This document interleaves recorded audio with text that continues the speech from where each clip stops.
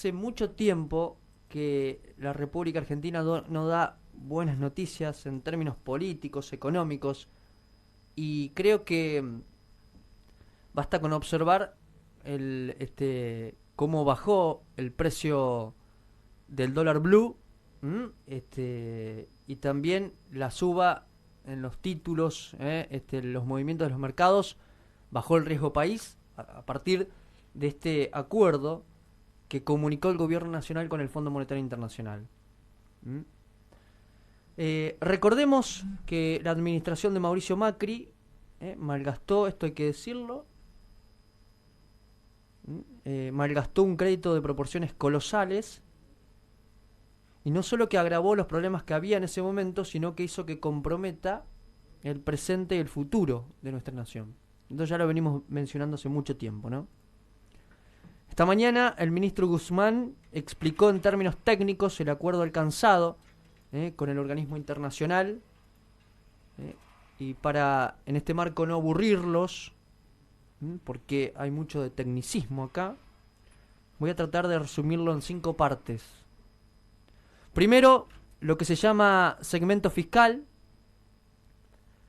No se va a llegar a déficit cero de la noche a la mañana, con lo que esto da un poco de respiro. Para que tengan en cuenta, en el año 2024 la Argentina tiene un compromiso de llegar a un déficit fiscal del 0,9%, que es lo que en economía se conoce como déficit sano. Cuando uno habla de déficit es digamos, más egresos que ingresos, ¿sí? Y se genera un déficit, es decir, caja en negativo. En segundo lugar, aparece una pregunta: ¿cómo plantea la Argentina llegar al déficit, no? Que esa creo que es una de las grandes preguntas que emerge sobre estos puntos de acuerdo con el Fondo Monetario Internacional. ¿Cómo hace la Argentina para que la balanza entre lo que recauda y lo que se gasta sea de manera equitativa, ¿no? Y entonces allí el señor Guzmán anunció que es fortaleciendo la recaudación tributaria. Fortaleciendo la recaudación tributaria. Entonces uno pregunta, ¿qué va a hacer? ¿Va a subir más impuestos? Y allí el ministro respondió que no, al menos en sus palabras, ¿no? Dijo que la recaudación tributaria se va a mejorar atacando la evasión y atacando el lavado. Son 2 aspectos realmente claves, sustanciosos, donde a partir de la evasión fiscal, que en otras palabras es las transacciones en negro, pretende empezar a buscar esos nichos, y allí lo que se dice blanquearlos para poder tener una recaudación más robusta, en este caso. El segundo aspecto de los lineamientos que trabajó el gobierno con el fondo es lo que se llama política monetaria y financiera. ¿Qué planteó el ministro en este caso? Primero, reducir la asistencia que permanentemente le hace el Banco Central al Tesoro.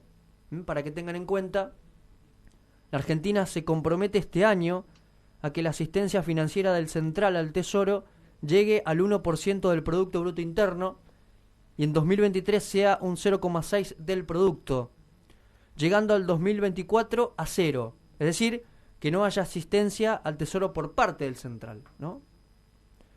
Lo que plantea también este punto es un compromiso de que si la Argentina toma deuda de aquí a los próximos años, sea en moneda nacional y no en dólares, que es lo que genera gran problema para el país. Punto número 3. Y allí aparece la inflación como el gran dilema, ¿no? Plantea el ministro en este acuerdo atacar el factor productivo en la inflación. ¿Qué significa esto? La inflación es un índice que se compone de varias cosas, entre ellas la emisión monetaria, la suba de precios, etc. ¿Qué plantea el gobierno?